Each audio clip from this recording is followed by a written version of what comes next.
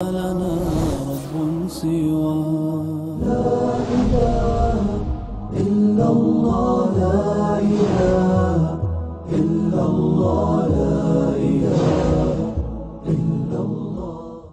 کہ امریکہ کے مسلم سے ہمیں سیکھنے کے لیے بہت کچھ ملتا ہے. انہوں نے 9/11 کو کس طرح سے ایک اپارچونٹی میں کنورٹ کیا کہ آج ان کی پاپولیشن کا 25% کنورٹڈ ہے. اور میڈیا کا جو باعث رول ہوتا ہے کہ جب کوئی ایک کام کوئی ایک مسلم کرے تو نیوز الگ ہوتی ہے، وہی ایک کام کوئی نان مسلم کرے تو نیوز الگ ہوتی ہے. اسلام کیا ہے وہ جانتے ہو؟ یہ قرآن لیجئے، یہ قرآن اسٹڈی کریے. یہاں تک کہ قرآن کا اتنا ڈیمانڈ ہوا کہ کئی دنوں تک سارے بک سٹورز میں قرآن کی کاپیز ہی ختم ہو گئی تھی، مل ہی نہیں رہی تھی کاپیز. وہ مالک رزق ہر نفس ہے کسی کو رکھتا نہیں ہے بھوکا. وہ مالک رزق ہر نفس ہے کسی کو رکھتا نہیں ہے بھوکا. امیر ہو یا غریب بندہ وہ ہر ایک کو کھلا رہا ہے. محترم سامعین، بلا تاخیر اب میں اپنے مہمان خصوصی جو آپ کے سامنے اولاد کی تعلیم میں والدین کا کردار پر گفتگو کریں گے، میں دعوت سخن دیتا ہوں کہ ایڈوکیٹ فیض سید صاحب آپ کے روبرو ہوں اور اپنے موضوع کا اظہار آپ کے سامنے کریں. ایڈوکیٹ فیض سید.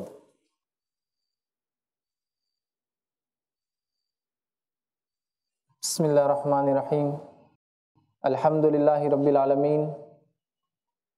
رب اشرح لی صدری ویسر لی امری واحلل عقدۃ من لسانی یفقہوا قولی. وقال عز وجل فی القرآن المجید اعوذ باللہ من الشیطان الرجیم بسم اللہ الرحمن الرحیم. یا ایہا الذین آمنوا قوا انفسکم واہلیکم نارا. وقال النبی صلی اللہ علیہ وسلم الا کلکم رائی وکلکم مسئول عن رعیتی. تمام تعریفیں اس اللہ عز و جل کے لیے لائق و زیبا ہے جو تمام جہانوں کا بنانے والا اور اسے پالنے والا ہے، اور درود و سلام اس کے آخری نبی محمد صلی اللہ علیہ وسلم پر. میں آپ سب کا استقبال اسلامی طرز سے کرتا ہوں. السلام علیکم ورحمۃ اللہ وبرکاتہ. الحمدللہ، جیسا کہ آپ تمام کے سامنے اعلان کیا گیا ہے کہ آج میں انشاءاللہ عزیز اولاد کی، بچوں کی تربیت، تعلیم اور تربیت، تو اولاد کی تعلیم میں یا تربیت میں والدین کا کیا کردار ہوگا. تو گویا بات تو بچوں کے تعلق سے ہوں گی، لیکن اس اینگل سے ہوں گی کہ پیرنٹس کو، والدین کو کیا کرنا ہے. اس سے پہلے کہ آگے بڑھوں، ایک وضاحت یہاں ضروری ہے، وہ یہ ہے کہ بہت سارے لوگ یہ سوچیں گے کہ اولاد کی تربیت کا جب معاملہ ہو رہا ہے تو غیر شادی شدہ لوگوں کا کیا معاملہ، ان کو تو بچے ہی نہیں ہیں ابھی، وہ اس لیکچر سے کیسے فائدہ اٹھا سکتے ہیں. تو یہ چیز میں واضح کر دوں اور بتا دوں کہ کسی بھی عمل کے ہونے سے پہلے اس کی تیاری کرنا چاہیے. کسی بھی عمل کے ہونے سے پہلے. ایک شخص تھے، ایک عالم دین تھے، ان کے پاس ایک شخص اور کہا استاد میں آپ سے ایک سوال کرنا چاہتا ہوں، میں فکر مند ہوں اپنے اولاد کی تربیت کے تعلق سے، تعلیم کے تعلق سے. تو انہوں نے کہا تیرا نکاح ہو گیا؟ تو کہا ہو گیا. تو کہا تو لیٹ ہو گیا. کہا صرف نکاح نہیں ہوا، میرا بچہ تو اب 3-4 سال کا. تو کہا تو بہت لیٹ ہو گیا، اس لیے کہ اولاد کی تعلیم کا مرحلہ اس کے لیے نیک ماں کے انتخاب سے شروع ہوتا ہے، نیک ماں کے انتخاب سے شروع ہوتا ہے.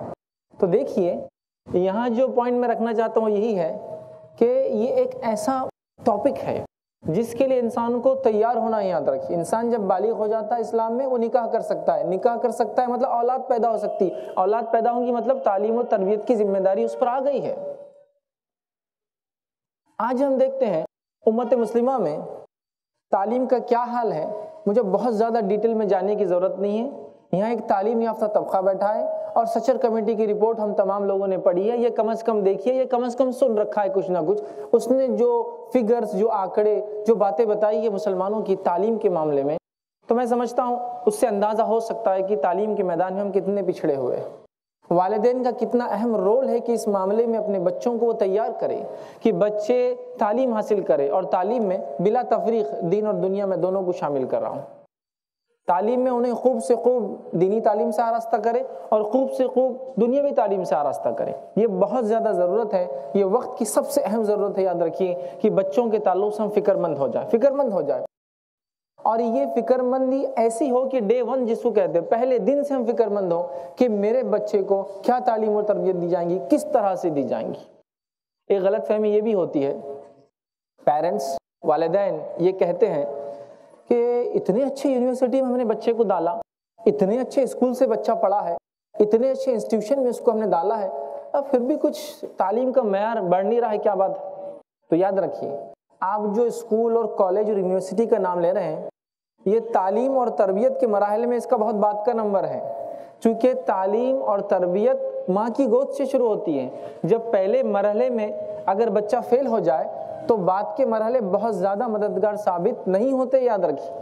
اور ہم نے یہ سمجھ لیا کہ ہمارا کام یہ ہے، والد یا والدہ، والدین ہونے کے ناطے، پیرنٹس ہونے کے ناطے، بس بچے کو ایک اچھے اسکول میں ڈال دے۔ اب اسکول میں ڈالنے کے بعد ایک دم فنش بہترین پروڈکٹ جس کو کہیں گے، ایک بہترین انسان اس اسکول سے باہر نکل جائے گا، ایسا نہیں ہو سکتا، یاد رکھیے۔ جب تک کہ والدین فکر مند نہ ہو، اس کے بارے میں سوچے نہ، بلکہ صرف فکر مند نہیں بلکہ عملاً کچھ جب تک نہیں کریں گے ہم، یاد رکھیے تب تک یہ معاملہ اس امت کی تعلیم کے معاملے میں حالات سدھرنے والے نہیں ہیں۔ تو یہ بہت اہم چیز ہے کہ ہم آج اس بات کو سمجھیں کہ اولاد کی تعلیم یہ کتنا اہم مضمون ہے، کتنا اہم عنوان اور ٹاپک ہے، اور ہم صرف سنیں نہیں بلکہ ہم پریکٹیکلی کچھ کرنے کی کوشش کریں۔ آئیے، اولاد بچے جو ہوتے ہیں انسان کو، یہ اللہ کی نعمت ہے، یہ نعمت ہے۔ جن کو نہیں ہوتی ہے وہ اندازہ لگا سکتے ہیں کہ یہ نعمت کتنی عظیم نعمت ہے، اور یہ اتنی بڑی نعمت ہے کہ بزرگ انبیاء نے، جلیل القدر پیغمبروں نے جب ان کو اولاد نہیں ہوئی تو اللہ تعالیٰ سے اس کو مانگا۔ تو اس سے یہ پتہ چلتا ہے اولاد بہت عظیم نعمت ہے کہ ان نبیوں کو جن کو اللہ نے اولاد نہیں دی، ان نبیوں نے اس نعمت کو اللہ سے طلب کیا۔ مثال کے طور پر ابراہیم علیہ السلام، زکریا علیہ السلام، تو طلب کی اللہ سے۔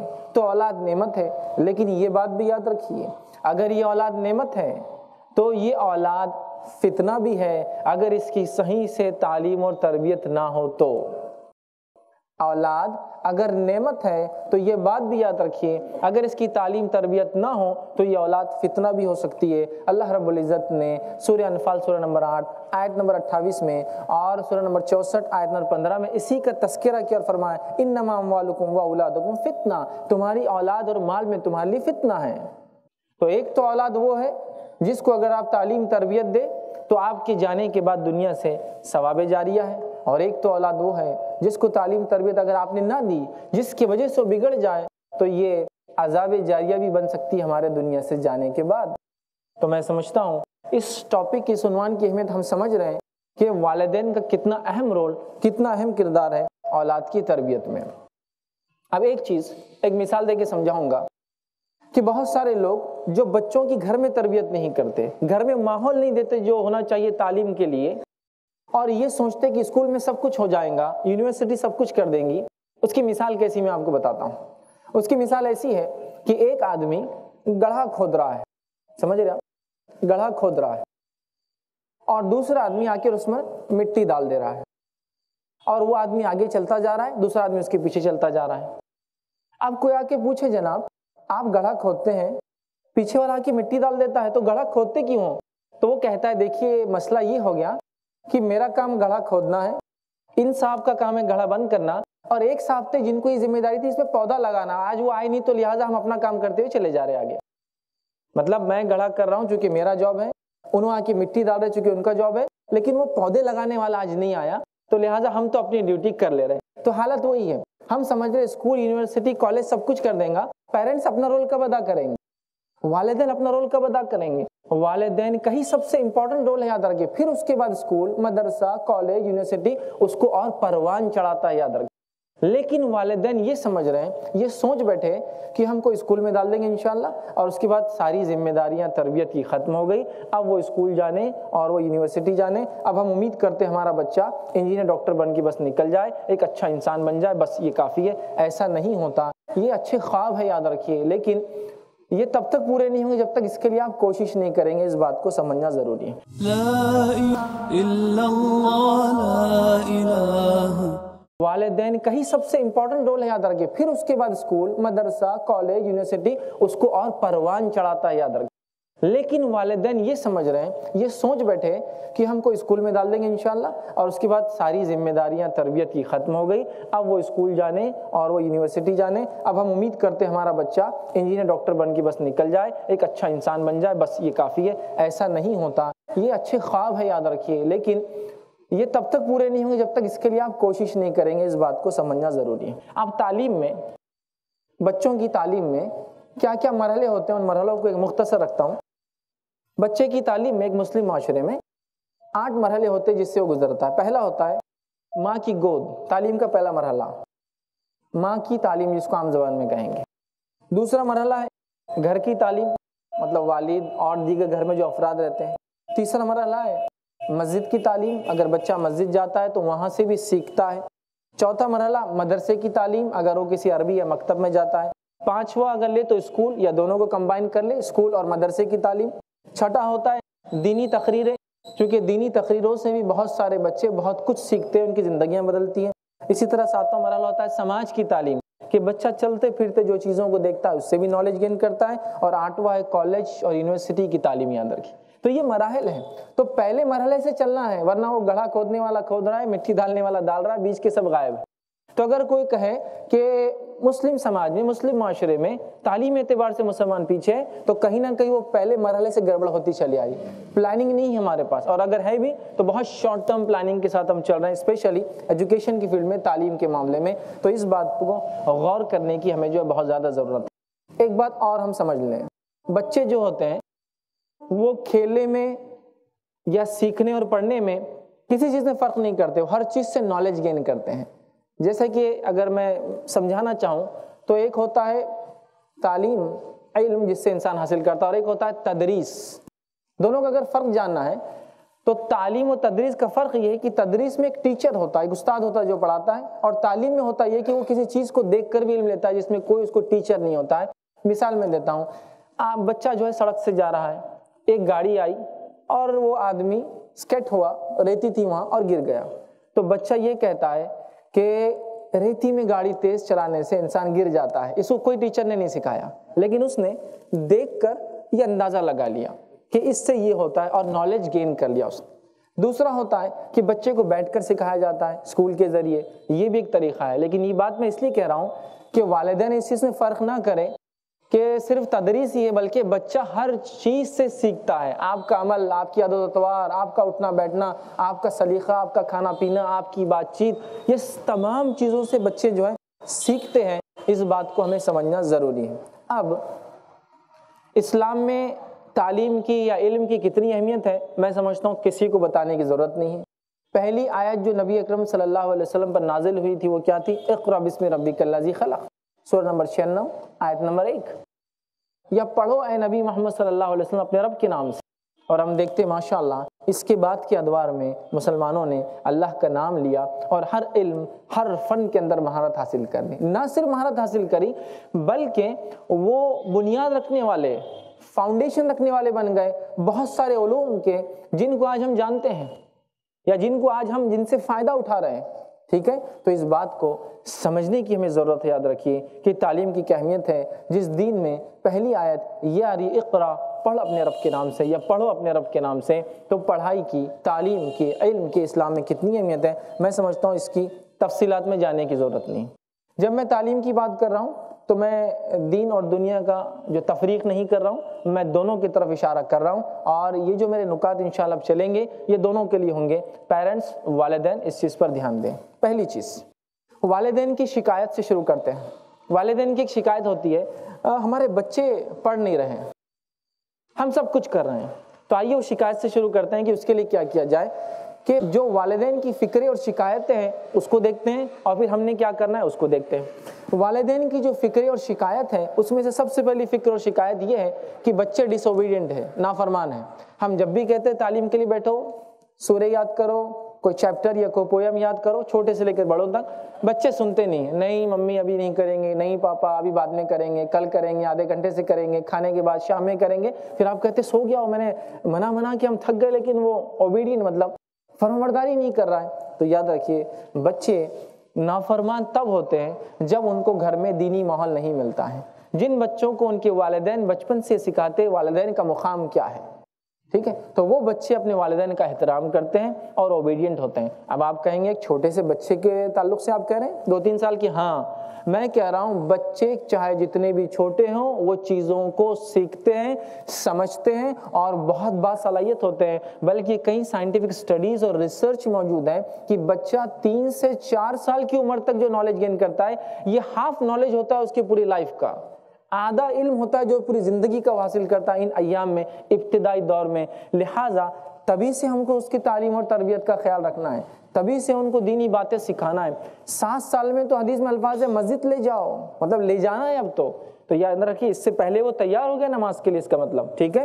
تو لہٰذا بچپن سے یاد رکھیے ہمیں اس کے لیے کوشش کرنا ہے، اس کو دین سکھانا ہے، اس کو اللہ اور رسول کی بات دکھانا ہے کہ دیکھو کہ اگر تم والدین کی نافرمانی کرو گے، اچھا علم حاصل نہیں کرو گے تو پھر یہ بری بات ہوں گی، دنیا میں مشکلات آئیں گی، آخرت میں مشکل ہوں گی، تو انشاءاللہ آپ دیکھیں گے اس بچے میں ایک عجیب صلاحیت اور ایک جو ہے تڑپ ہوں گی علم کو حاصل کرنے، چونکہ اس کے والدین اس کو بتاتے ہیں۔ تو پہلی چیز والدین کہتے ہیں بچے ڈس اوبیڈینٹ ہو گئے، نافرمانے، انہیں دین کا علم دیجیے، انشاءاللہ یہ مسئلہ ہو جائے گا۔ دوسرا، پڑھائی میں کانسنٹریٹ نہیں کر پاتے ہیں، ہم بہت پڑھاتے ہیں لیکن وہ کانسنٹریٹ نہیں کر پاتے، یاد رکھیے ٹھیک ہے۔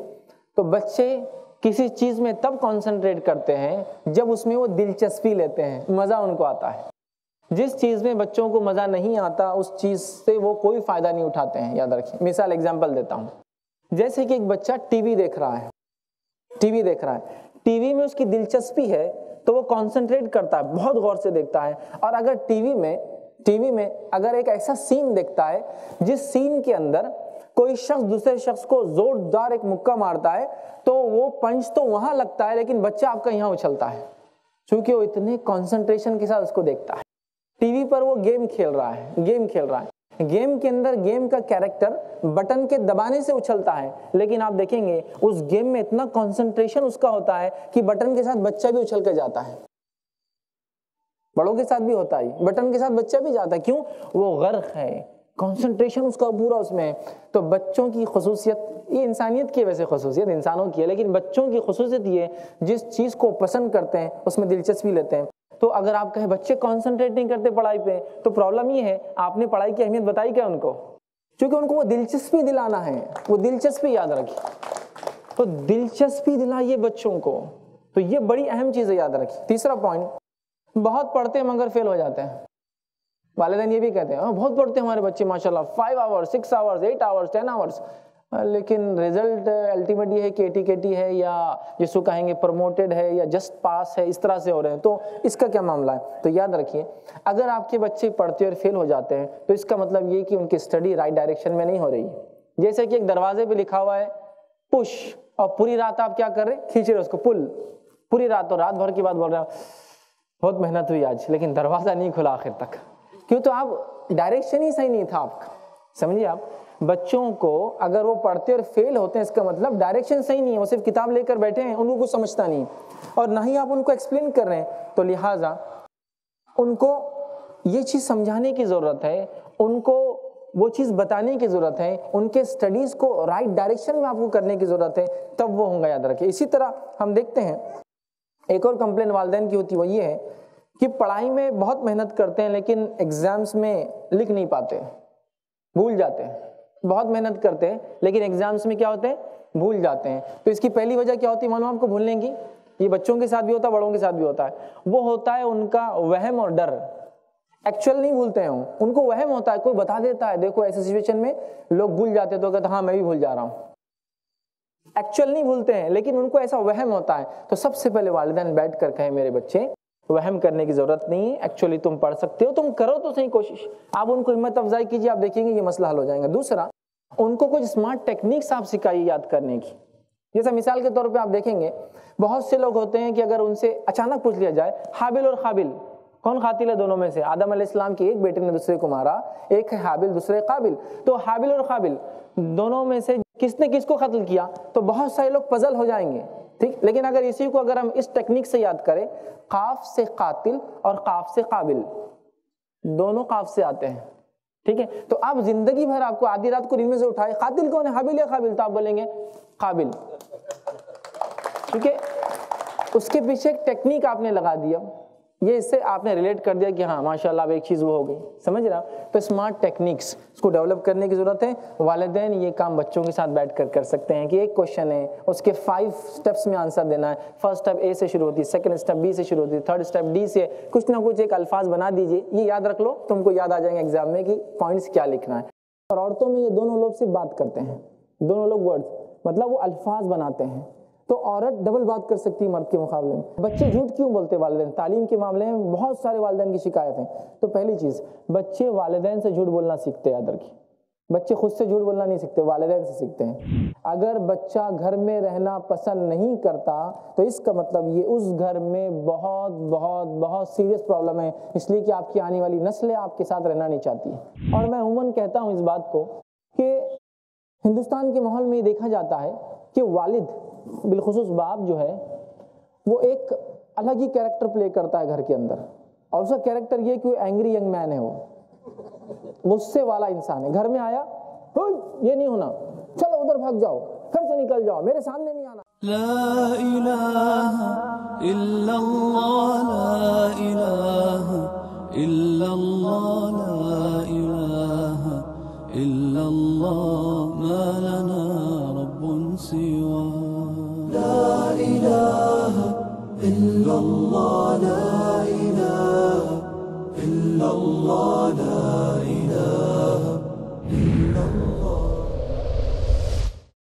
قیامت سے پہلے جانیے شیخ مصطفیٰ اجمل مدنی سے قبل قیامت پیش آنے والے وہ سارے واقعات جن کے بارے میں حدیث نے دیے اشارات، ہر منگل رات 8 بجے صرف i+ ٹی وی پر، بہتر زندگی کے لیے۔ دین فار ٹینز، دیکھیے نثار نڈیاڈوالا کے ساتھ ٹین ایجرز کے لیے ایسا سبق جو زندگی کی سچائی کو اسلام کی نظروں سے محسوس کرا دے، ہر جمعہ دوپہر 3:30 بجے اور شام 7 بجے صرف i+ ٹی وی پر، بہتر زندگی کے لیے۔